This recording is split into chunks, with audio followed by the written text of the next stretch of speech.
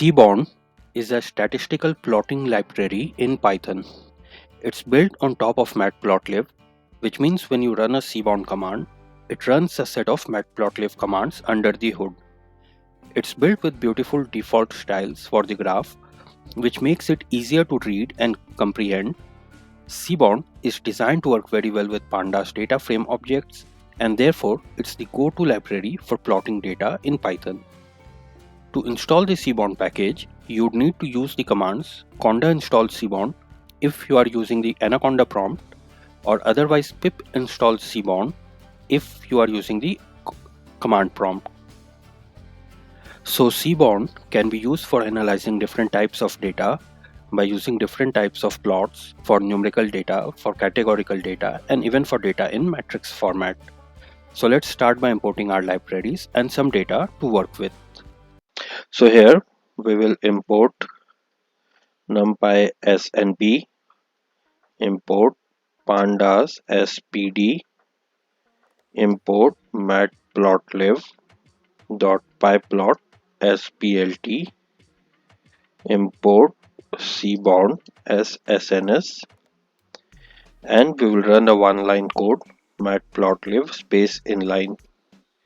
So this last line %matplotlib space inline, this will help to see the visualizations in the Jupyter notebook. Next, we will upload the dataset. So Seaborn comes preloaded with some datasets which we can use for practice purposes. So one of such datasets is called tips. To load the datasets, we can run the command sns.load dataset and just pass in the tips. So we can check the doc string here. It says load an example dataset from online repository. So this function provides quick access to a small number of example datasets. So we can use it for our practice as well. Let's run this. It will load the dataset. So let's check the head of the dataset. So this is our dataset.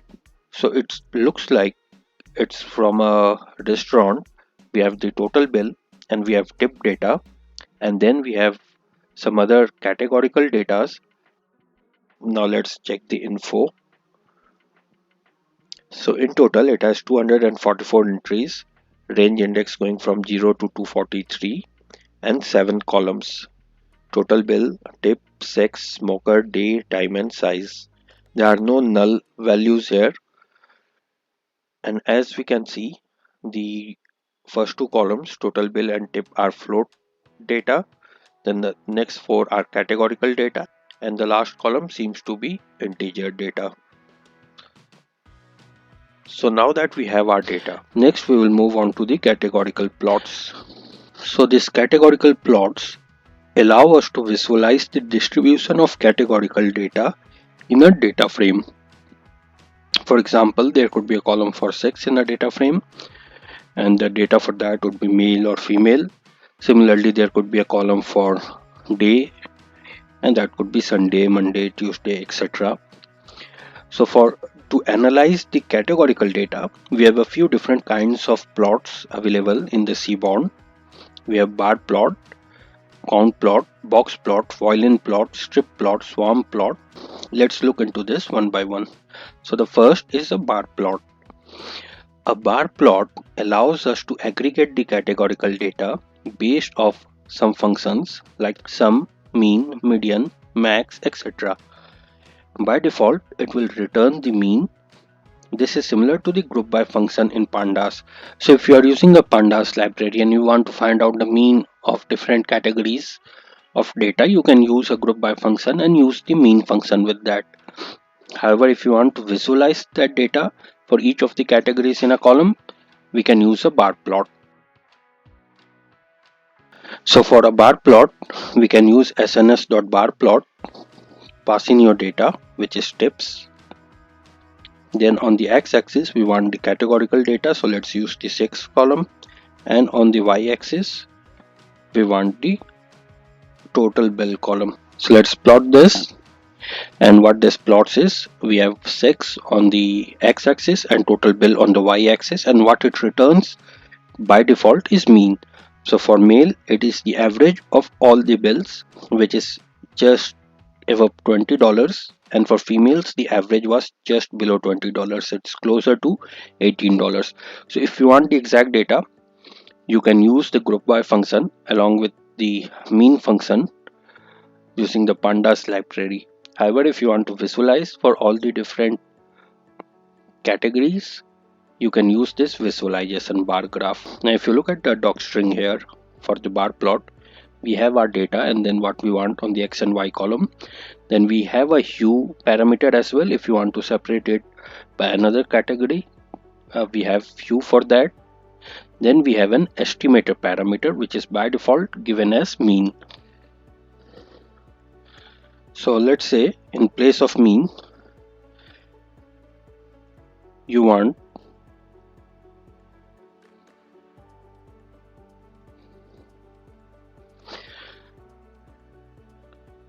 in place of mean, you want to see the total bill for both male and female. You can pass in the sum function under the estimator parameter, and this will return the sum of the total bills for male and female. Similarly, if you want to check the standard deviation, we don't have a standard deviation function in Python, so you can use numpy for that, numpy.std, and it will return you the standard deviation for that. Now if you want the count of both male and female in that series or in that column of the data frame, we have a count plot for that. A count plot is essentially the same as bar plot, except the estimator is explicitly counting the number of occurrences. So this is similar to value count function in pandas. So for this we can use sns.countplot, pass in your data set, and then on the x-axis we will pass in the categorical column for which we want the count of the categories within that column. So for sex we have male and female, and it will give us the total count. For male it's less than 160 and we have around 90 females. This is same as using a value count. So let's say on the steps we have the sex column, we can use value counts here. So this will return 157 for males and 87 for female. And we can use the count plot visualization here to get the same data. Let's check another one. Let's say you want the count of the day column. So data is equal to tips, x is day. So here it will give us total count of the different days within this day column. So as you can see, this is different from bar plot because here we need only, this is only for univariate data. For the categorical data, it will give you the total number of each categories within that univariate or within that same column. But a bar plot will use that category and it will relate the data with some other numerical data in another column, and we can use that to find either the sum or the average or some other description of the data for these categories. Now next we have a box plot. A box plot is used to show the distribution of categorical data, just like we have histogram for the numerical data. If you want to see the distribution of the data for each of the categories, we have a box plot for this. A box plot is used to show the distribution of a categorical data. The box plot or box and whisker plot shows the distribution of quantitative data, that is numerical data, in a way that facilitates comparisons between variables or across levels of categorical variable. The box shows the quartiles of the data set while whiskers extend to show the rest of the distribution. I will explain this when we plot the box plot, except for points that are determined to be outliers. So let's plot one. We have the box plot command here. Pass in your data, that is tips.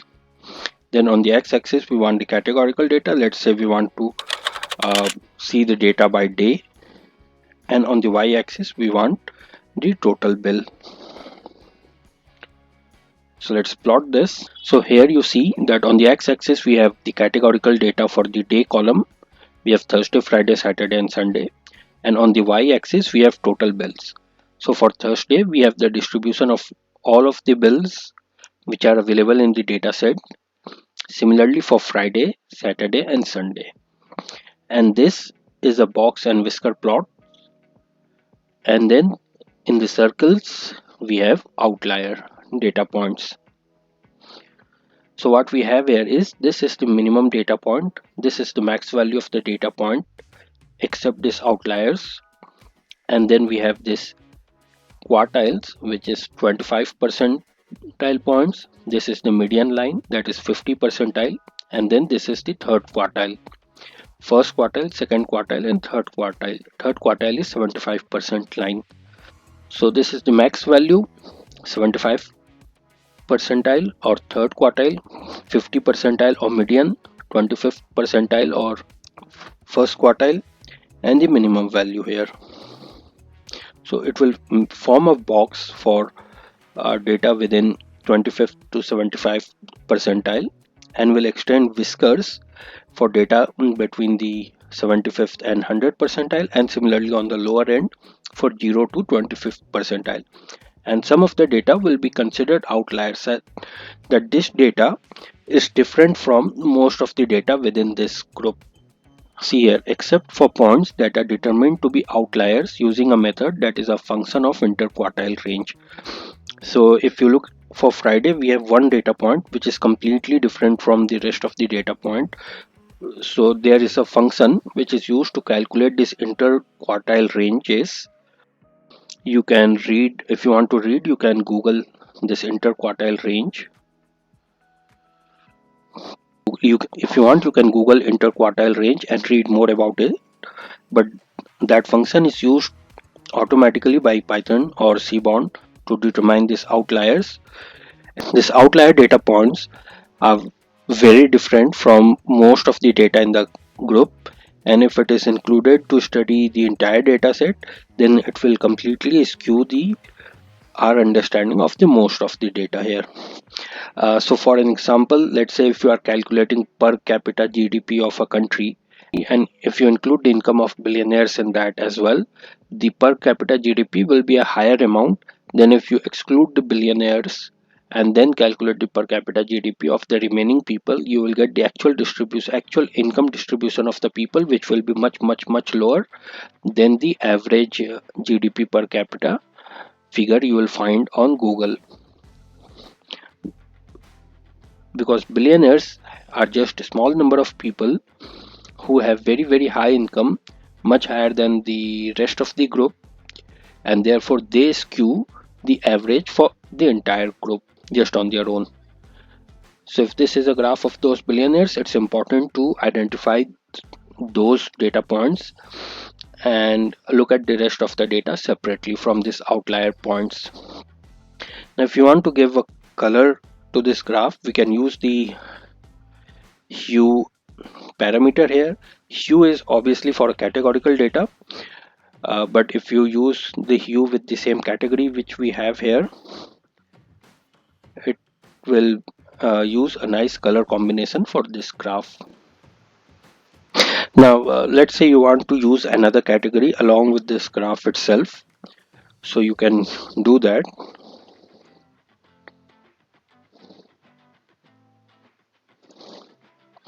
It's on X we have this day data, on Y we have the total bill for the distribution of the bills for this category, and now you want to separate the data for sex category as well, so we can do that here. So here we have blue for male and orange for females, and for each day, for each category, we will get separate distribution for males and for females here using this box plot. Now next, let's move to violin plot. A violin plot plays a similar role as a box and whisker plot, It shows the distribution of quantitative data across several levels of one or more categorical variables such that those distributions can be compared. Unlike a box plot in which all of the plot's components correspond to actual data points, the violin plot features a kernel density estimation of the underlying distribution. So basically, a violin plot is very similar to a box plot in that we can see the distribution of a numerical data for categorical data on the x-axis, but the difference here is whereas the box plot had the actual data points, the violin plot will plot a KDE graph for each of the category for the underlying distribution of data. So let's plot this. The parameters will be same as we had for box plot.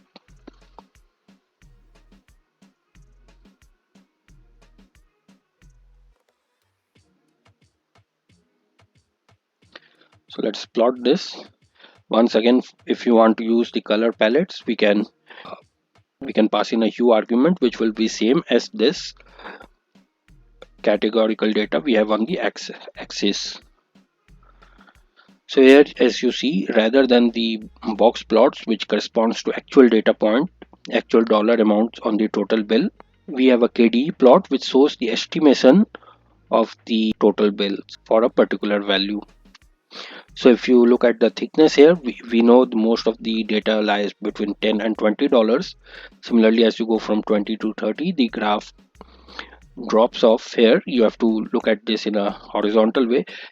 If you want, you can also change this to Y and change this to X, and that will make more sense.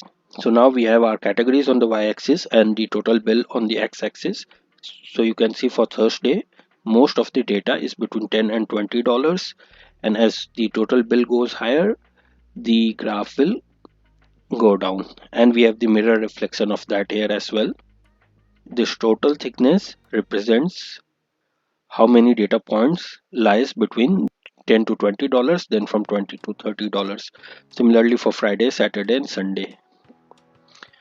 So you can use this whichever way you want to read it. Now if you want to further divide it, let me copy this. If you want to further divide this for another category, let's say you want to read this for different sexes. Here using the hue as the sex category will differentiate the data for both male and female. Now if you look at the doc string here, we have this data parameter, then XY hue. If you go down, we have the palette. If you want to use a different color combination, you can pass in the palette here. And then we have this split parameter which is given as false by default. Let's pass in true for that. And what this will do is it will split the violin plot into two different categories for male and for female. So whether you want to use the graph in this way, where the left hand side of each of the violin plots here is for male data and the one on the right hand side is for females, or if you pass in false here, you will get separate much thinner plots for both male and for female.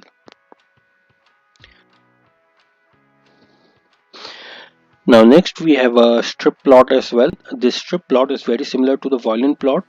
The strip plot will draw a scatter plot rather than this continuous curve. The strip plot will draw a scatter plot where one variable is categorical. A strip plot can be drawn on its own, but it is also a good complement to a box or violin plot in cases where we want to show all observations along with some representation of the underlying distribution. Now if you go back to the violin plot, I forgot to mention here, if you use a violin plot, you will get a small box plot within that violin plot as well. So a difference to notice here is that while box plot ignores the outlier values, the violin plot includes all data values for each category, and that's why you see very thin plots at the extreme ends of the violin plot. So we will use sns.stripplot for this. Pass in your data, which is tips. On the x-axis, let's say we want day. On the y-axis, we want total bill. Let's plot this. And rather than a violin plot, which had the distribution of the data This will give us the exact data points using a scatter plot. If you want to use different colors, once again you can pass in the hue parameter here for the same category. Now remember, if you pass in the same category as you have on the X, it will just change the color palette for this. If you pass in a different category, it will split the data for that category for you. Now if you look at the docstring, we have our data X and Y hue, and then we have a parameter called jitter and dodge. Now here, let's say you want to use a separate category for sex. Now you have this overlap between the data points for both male and female, right? So for that, to separate that, we can use a dodge parameter and pass in as true, and it will separate the categories for both male and for female data. Now apart from this, we also have a jitter parameter. What the jitter does is it will form all of these data points in a straight line. So let's check this out. We have data called tips. On x-axis we have day. On y we have total bill. For hue, let's go with day for now, and then we have jitter. Let's make this true. So when jitter is true, jitter is given true by default. Jitter is given true by default. When jitter is true, we have data like this. All of the categorical data, all of these data points are spread out, so you can see each of the individual data points. If you pass false for this, all of the data will form in a straight line. If you want to see it like this, if you want a distribution like this, you will get this. However, it's very hard to differentiate between individual data points here or here. If you want to separate this for a different category as well, you can do that. So now all of the data are in straight lines. We have use hue for a second category, and then jitter is false, so it will not. If you pass in as true, it will separate out each of these data points, and dodge is true. Dodge plays the same function in stripplot which split plays in a violinplot. In a violinplot, if you pass split is equal to true, it will split this violinplot in two different categories for male and female. Now next is swarmplot. So let's plot this and then we will see what this is. Data is equal to tips, x is day, and y is total bill. So you can see the swarm plot is similar to a strip plot, but the points are adjusted only along the categorical axis. So rather than lying one above the other, the data points will be adjusted outwards along the categorical axis. The data points will be adjusted along the categorical axis so that it doesn't overlap. This gives a better representation of the distribution of values. So here we know that around this point there are more data sets, although it does not scale as well to large number of observations. However, if let's say there are millions of data in a data set, then Seaborn won't be able to plot each of those data within this small figure, and so it does not work very well with large number of observations in a data set. Now just like the strip plot, we can add in a hue argument here. If you want to use different color combinations just for this data, pass in the same category and it will have different color combinations here. If you want to use the same graph for a second category as well, you can do that. And similarly, just like the strip plot, for the swarm plot we have our dodge parameter as well, so we can pass in true for this and it will separate out the second category for each of the categories on the x-axis. We don't have the jitter parameter for the swarm plots, as all of the data points will be separated out from each other.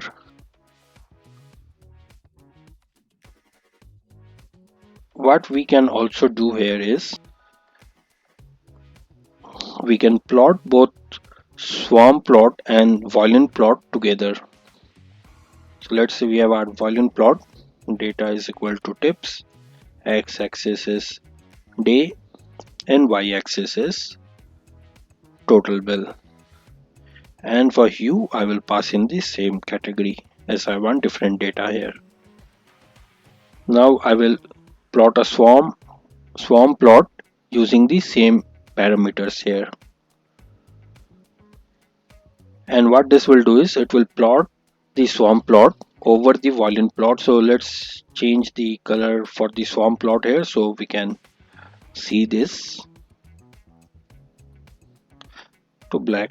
So here it will plot the swarm plot over the violin plot, so we get to see the distribution of individual data sets, and we also get the distribution plot here. Now be careful with using the plots like violin plot, uh, strip plots, swarm plots, as these are complicated plots. So when we are plotting these categorical plots, this violin plot, strip plot and swarm plots are very complicated plots, and only people who are aware of these plots can understand what's happening in that.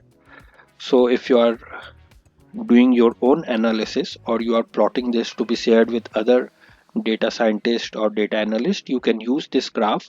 But if you are presenting something to higher management, it's better to stick with these simple plots like bar plot, count plot and box plot.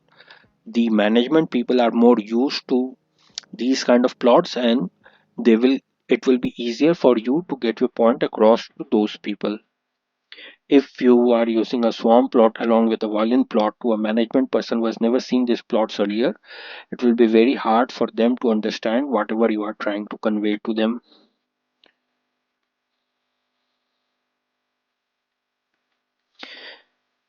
Now we have a last plot in the categorical plots column. Okay, this goes here.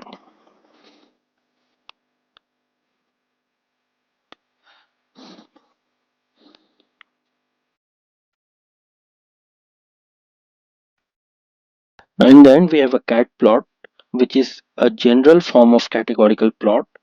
So rather than using different names of the plot like box plot, bar plot, swarm plot, volume plot, we can just use cat plot and pass in a parameter called kind for the kind of plot we want. So we can use sns dot cat plot, and if you look at the parameters here, we have our parameters for data, for x, for y, for hue, for color, and then we have a kind which by default is given as strip. So let's plot this quickly. Let's say for x we will have day category, for y we will have total bill column, and by default it will plot a strip. However, if you want to change this, we can use bar as well, and so it will plot a bar plot. If we pass in box, it will plot a box plot. Similarly, if we use violin plot, it will plot a violin plot here. So if you want, you can use cat plot, but then you will have to kind of define what kind of plot you want to plot. However, it's much easier to directly use the plot name here like bar plot, count plot, box plot, etc. So that's all for the categorical plots. Next we will move to matrix plot.